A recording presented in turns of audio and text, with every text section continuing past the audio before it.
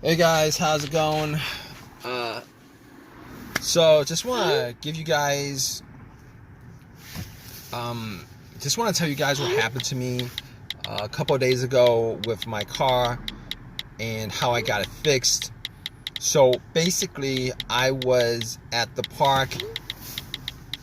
Um, the cars drove fine all day, and I parked it, went for a jog for about an hour, came back. Already all set to go back home, and then when I try to start it, it would crank, but it wouldn't start. So it crank up each and every time I would try to turn the car on. It would crank, but it wouldn't start. So basically, um, I thought I thought it might have been the battery that was causing it, but I remember I changed the battery up about 6 months ago. Got the battery from Walmart. It was one of these value brand batteries. And you know what? I assumed that it was the battery. I was hoping it was the battery because that was one of the cheaper fixes. But regardless, I was kind of on the fence about it because the crank was very strong. Normally, it was a weak battery or a bad battery or a dead battery. That would be a kind of like a slow crank, a low crank, a slow crank, or it wouldn't start off. So I was thinking, turn on the headlights, went out, checked up beams, the headlights to see whether they were strong or not, just to give me, um, just to see where the batteries were at. So I went out, checked the headlights. The headlights were very, very strong, and at that point, I was thinking it probably wasn't a battery. So I popped the hood and looked at the battery just to see, because I thought that was the main reason for it.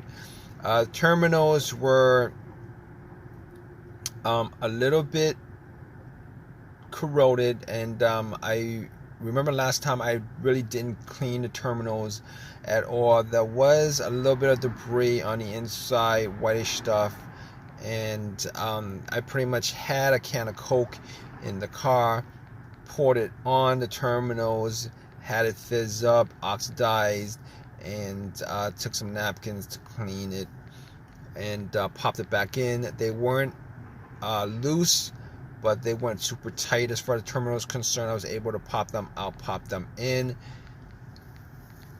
and I was hoping that would resolve the issue. Went back, tried to start it, it would crank again, it wouldn't start. At that point, I was pretty sure it probably was not the battery, but seeing as how I had a booster pack on me that I bought 6 months ago when I had that issue with the battery, and I haven't used it since. It was about 80% charged. Popped it on. Just want to just get the battery out of the way as far as it being the cause of it. I was hoping it would crank. It was hoping it would turn over. It did the same thing. It cranked. It wouldn't turn over. So at that point, I ruled out the battery being the cause of it. While I had the hood up, I was looking at the negative connection, which is the ground, which is the main ground wire. Looked at that. If you guys don't know what the ground wire is, it pretty much completes the circuit. All right, and that the main ground wire is pretty much the negative cable, and that negative cable normally is pretty much connected to the frame of the car. So I checked that out, and it didn't look like it was that bad. It had some rust on it, but I didn't think it was that bad. Everything was connected well, and at that point, I pretty much ruled out the ground wire. I ruled out the battery. I ruled out the alternator. Seeing as how I didn't think it was the alternator to begin with, because normally if it was a bad alternator, the car would have died out on the road while the engine was on. but that wasn't the case. But regardless, when I had the battery pack on, if it was the alternator, the car would start up and then it would die out immediately when I took the power pack off. But that's I'm going way off on that right now. I didn't think it was the alternator. Normally the alternator would not be causing some situation like this unless the battery was very, very low, and then you'd have a slow crank and all that stuff. But rule out the alternator. All right. So basically, after that, I'm like, okay, it could be a bunch of other things. It's possible that it could be a bunch of other things.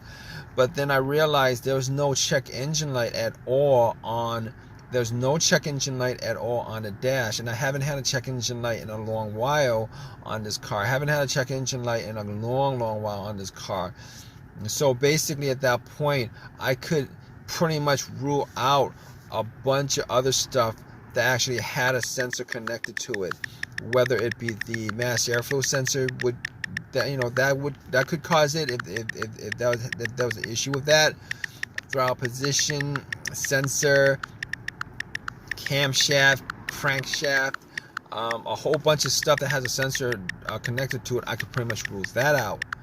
But here's what I did. I have a $20 OBD2 reader that I keep around in the car, and I've had it for a while.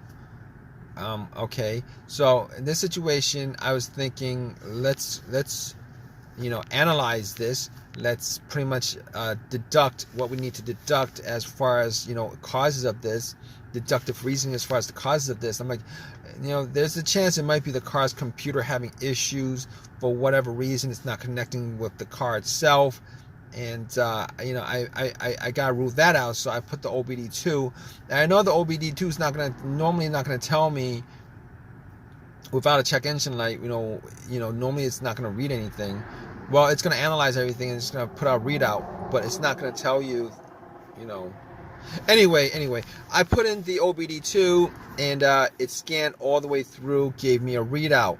At that point, when it gave me a readout, I knew that there was no issues with any kind of communication issue with the car's ECU, the car's computer, to the car itself, and obviously it came up with there's no codes whatsoever. Everything looked good. So just from doing that, I could rule out the car's computer being the issue. I could rule out any single sensor every single sensor that may that may be causing this. I could anything that had a sensor that could be causing it, that the OBD2 scanner could read. I could rule all those things out. So at that point, I was stuck with a couple of things. One of those things could be either a fuse, a relay, fuel pump filter, maybe the ignition switch, maybe the ignition cylinder. But here's the thing. All right. Okay. So I got to the fuse box. Okay. We're going down the list of things to look for. I go down to I get to the fuse box and checked out all the fuses to make sure there were no blown fuse. I did not have a fuse tester on me, so I tried to smell to see whether there was any kind of smell, any kind of burnt fuse, burnt smell, whatever. There was nothing like that. So I could kind of rule all of that out. Not that I mean, there's possible that there's a blown fuse and I wasn't able to spot it, but normally you would use a fuse tester for that. So basically, we're left with relays, and the fuel pump as major failures that could be causing this issue. So I was looking, before I even went there, I forgot to say that another test I did was. Originally, I thought it might be maybe a fuel pump issue or something like that. So what I did was I sat in my car, had the car all the way off, and what I was trying to do was I was trying to trying to hear the fuel pump going off, the fuel pump priming. All right, so normally the best way to do that is if you had another person right next to where the fuel cap is, you take the fuel cap off where you put gas in, and you would listen while somebody turns the car to the on position. Now I didn't have, it was just me, so I sat in my car with everything off, turn it to the on position, try to hear, listen for some kind of whizzing sound, motorized whizzing sound, and see if I could pick anything up. I wasn't able to pick anything up either way, whether there was a sound or not. So at that point, couldn't figure out exactly whether it was the fuel pump that was the issue. So obviously got to the relays, and you know, didn't notice anything different with the relays. So I actually, you know, just to test out the relay to see whether the relay might have had issues or something like that, I actually swapped another relay for that relay. I swapped it, you know. So when I swapped it, got back in the car, turned on, boom. When you know it, it actually cranked. It turned over. So at that point, I could, you know, rule out everything else, because that was the issue that was keeping the car from turning over. At that point, I knew it was the relay. All right.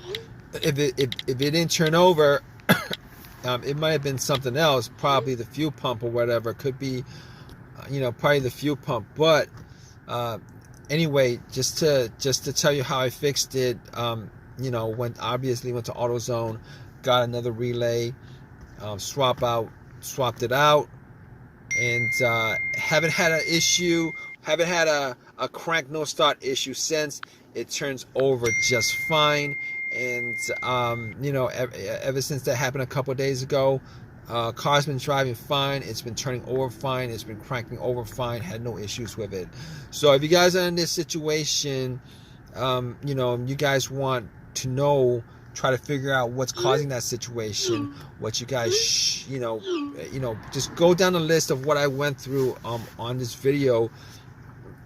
As far as just eliminating stuff that could be causing it, there's a good chance that, you know, your problem could be caused by one of those, you know, one of those things. But in any case, hope you guys enjoyed this video. If you guys have any comments, please leave a comment in the comment section. Please subscribe. Please give me a thumbs up. I really appreciate it. Hope this has helped you guys out. All right, guys, take care.